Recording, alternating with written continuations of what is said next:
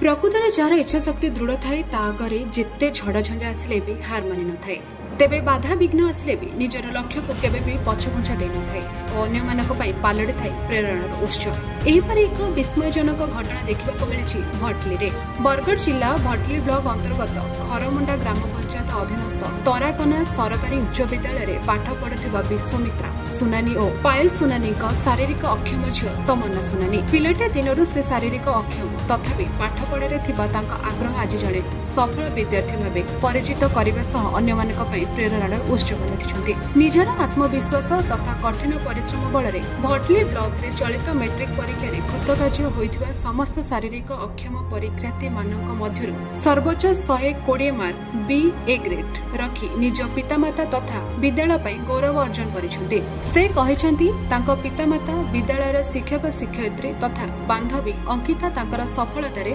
मुख्य भूमिका ग्रहण करिसन्ति। अंकिता निज सहित तमन्नार पाठ पढ़ा पई कठिन परिश्रम करिसन्ति। प्रतिदिन विद्यालय को नेबा आनिबा खाइबा पीबा तमन्नार समस्त आवश्यकता पूरण पई सबबेले तांको सहारा होई छिड़ा होइथिले। सेहिपरि 10म परीक्षा फल घोषणा परे रविवार दिन ब्लॉक शिक्षा अधिकारी सरोज कुमार बुएंको अध्यक्षतार अनुष्ठित एक संबर्धना सभा तमन्ना सुनानी को तांको अभूतपूर्व सफलता पई फूलतोड़ा और ओपुड़ा कना दे सम्मानित करा जायतिला। एही अवसर रे विद्यालयर प्रधान शिक्षक मनोज कुमार साहू, बैरागी साहू, छंदाचरण मेहर, सुजित नंद, लोकनाथ बेहेरा तथा ग्रामवासी भरत शतपथी, गोराचंद बुधिया और विद्यालयर अन्य कर्मचारी वृंद उपस्थित थिले। जोहार मी तमन्ना सुनानी है पहरा चैनल बली को जोहार मेरे मार्काली एज परसेंटेज आनी तार सब श्रेय मोर माँ बापा के दौची कारण से मानी मोर पहला सीढ़ी मोर एते भल मार्क आनबार और मोर गुरुजी गुरुमा भी मते स्कूल बहुत भल करसन तापर से एतकी भल पढ़ासन बोली करी मी आज एते भल मार्क आइन छे बहुत भल पढ़ासन। तापर मोर सांग साथी भी मते बहुत शौक करसन मते ताकर हाथ रे मते खुए ना सन मी राना जानले भी पढ़ी ना सन सब जिनिस तापर मी फोन रे भी पढ़सी और जेंदा भी ने जनथिले सर मैडम को फोन करसी कि से माने डायरेक्ट मोर कॉल उठासन मते बते ना सन जहां भी मोर डाउट थी सब क्लियर करसन और मैं द परसेंट डाली तार सब श्रेय मोर स्कूल के जो छे मोर माँ बापा तापर मोर फ्रेंड्स सबको लगी मैं इच्छा है इच्छा तापर ब्लॉग रो उन्नयन मोर गुरुजी गुरुमा सबके आशीर्वाद मैं जिते फल उन्नति कइछा। आज आमे जेते भी हाई स्कूल टाइम रो पढ़ी छु तापने बिचरी घरे थाई कि पढ़ी भल से ना पारु थई खाली एग्जाम देवा लागी चाहूतिले बेले मुई मोर इच्छा रे ताहाकू कहली विश्वास ना करू थई ताकर घर के जाय के कहली सेते बेले तापने पढ़ी जवा लागी हमर संगे भी रेडी हेले और जेते भी खरा वर्षा जेते भी जाना होतिला मुई भी ताहाकू छता उठा मुई भिजी करी भी आसे लेकिन ताकर पूरा पढ़भाटा पूरा कंप्लीट करी छे। आज सरकारी उच्च विद्यालय तराकना छात्री तमन्ना सुनानी जे कि आमर तराकना उच्च विद्यालय रे पाठ पढ़ी